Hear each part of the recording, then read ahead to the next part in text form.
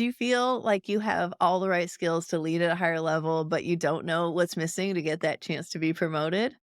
Join me in this episode to learn how to unlock the secrets to successful career advancement. You'll also hear about how the SisterSmart program worked for two of our clients, Nadine and Lexi. They both made the move from the director level to the vice president level by overcoming their obstacles and unlocking that promotion. In Nadine's case, it was procrastination that was her sticking point. And in Lexi's case, it was work overload. These are both common problems that maybe you can relate to as well.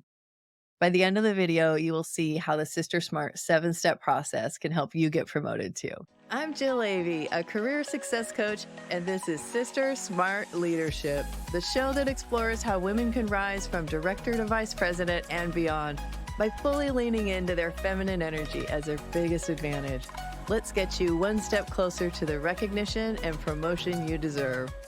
When Lexi first started with the program, she had a packed schedule. She was proud of how much she worked and how much she protected her team from becoming overwhelmed by taking on more herself. A lot of leaders are in this exact same situation when they join our program. What they don't realize is that some of their habits are actually keeping them stuck where they are. And Nadine initially thought she had a procrastination problem. And I remember when we first talked about the women's leadership program, she told me that she had seen all of her peers get promoted to VP and was still waiting to get promoted herself. She felt like she'd had the technical skills, but something wasn't clicking for her. So I'm going to share the exact process that these women took to get to the next level and the changes that they made along the ways that opened up those doors for them. Often, very talented leaders are left wondering what to do next in order to get promoted. They don't get direction from their manager, and they aren't able to find the right mentor to really guide them.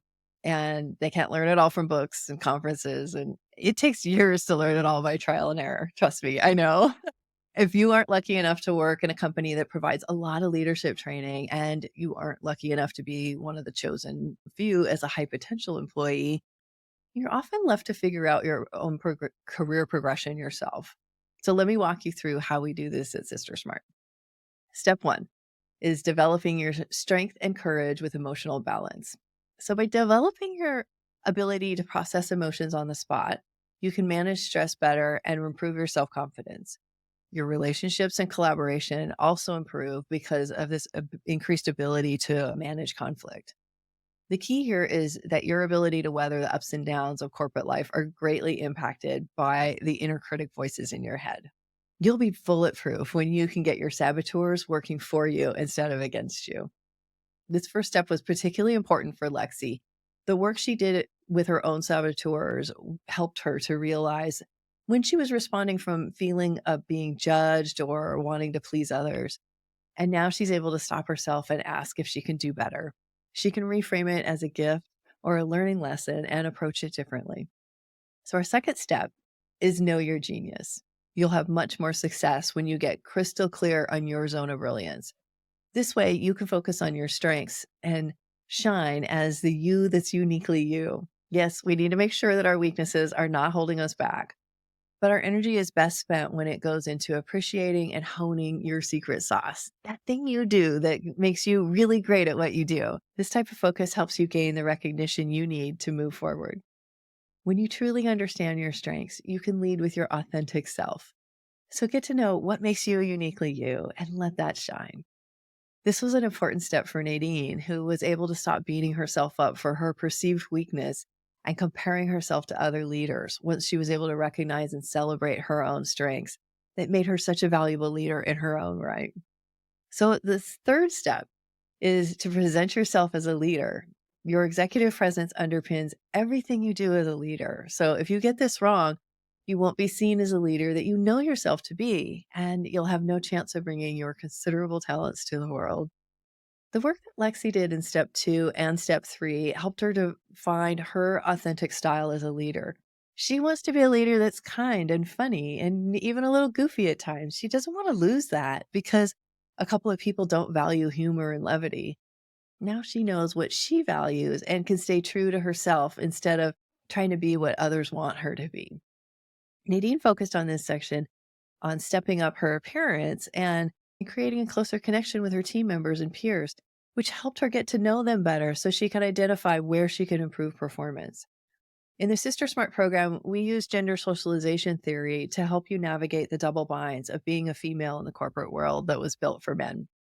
And that helps you build your executive presence in a way that supports your strengths and authenticity while opening up new doors. So, our step 4, we call this create clarity for your career path. Having too much on your plate dilutes your ability to see where you're going and do any long range planning. Yet there are social constructs that keep women mired in excess work. So often women are working so hard with larger teams and fewer resources and taking on additional projects that aren't even part of their scope. This is a step where we turn that around because we want you to focus on the things that are going to make the difference that you need. So this is one of the big shifts that Nadine made here, was to shift from being reactive to proactive. This helped her to have more control over her schedule and focus on the work that mattered for the long term. And when Lexi started the program, she had a sense of pride about how busy she was. Yet through this work, she began to see where she could be even more effective when she delegated and empowered her team. She realized in many ways that her leaders were probably also in that trap themselves, and she hadn't seen it modeled any other different way. So she found that her team actually had more bandwidth than she thought, and she had them take on more, and it opened up her time to think strategically a lot more often. So she realized it wasn't her job to be the star performer, the doer, the go getter anymore. She told me that this shift has given her the time to think about at the higher level so she can plan and innovate and measure her impact, not just get a bunch of things done. So, this step in the process includes going on a personal strategy retreat where you spend a couple of days by yourself to develop your own vision of where you want to go and how you want to get there. This is a time when you can finally listen to that quiet inner voice that normally gets drowned out in the hubbub of daily life. It provides that time where you can create a balance in your life that feels totally fulfilling. So, our step number 5 is use brain based communication. So, here we build new levels of trust and collaboration with your team, your peers, your senior leaders by using advanced neuroscience. This is often one of my clients' favorite modules because without trust, you'll struggle to get picked for special projects to increase your visibility. When Lexi started using this style of communication to coach her team, she found that her leaders were a lot more bought in because they were more involved in the process. So she'll provide guidance and point them towards priorities when they really need it, but she's not holding it all and doing it all herself. And the two directors now that report to her are thriving and coming up with new things on their own as a result. Through our conversation, we can work to find common ground where you can build trust even in your most contentious relationships. By building trust in all directions with your senior leaders, your peers, your team, your performance can increase dramatically. Our sixth step is called embracing taking risks. Women often have a hard time when things don't go as well as they would like. This can result in overworking to avoid failure at all costs. So build your risk analysis skill and your resiliency and even begin to appreciate setbacks as opportunities. This was another important step for Nadine. She was able to release herself from the belief that she needed to have all the answers, and she was able to take on much higher stakes projects by getting others involved. Lexi took a risk when she accepted this role as VP since the division wasn't doing as well as the company would have liked, and she knew it would be a challenge to turn it around. But she believed in herself and was able to assess her abilities against the challenge, and she also had a backup plan in case it didn't go as well as she envisioned. And it's worked out great for her because recently they celebrated their highest month of revenue ever, and all without the sales team that they had before. I love hearing results like that, and I know that you can do even more than you're doing now. We all can. When you start to envision a bigger version of yourself, it will help you to take on more risk. Step 7, leverage mentorship. I find that most women I talk to avoid networking because it makes them feel sleazy or self promotional or inauthentic. Instead, they keep working harder and harder, waiting for the work to speak for itself. As a result, women have networks that are many times smaller than their male counterparts, and it puts them at a disadvantage. Instead, I have put together a way to create a network that fits your style without feeling like a taker. Your network will open doors and help you think bigger than you will on your own. A good network includes the people who will help you to get where you need to go. And You can define your personal board of directors by asking who has been there before, who will invest in my development, what outside support do I need? And when it comes to leadership skills, most people rely on their manager to guide them. And that's a big mistake for a few reasons.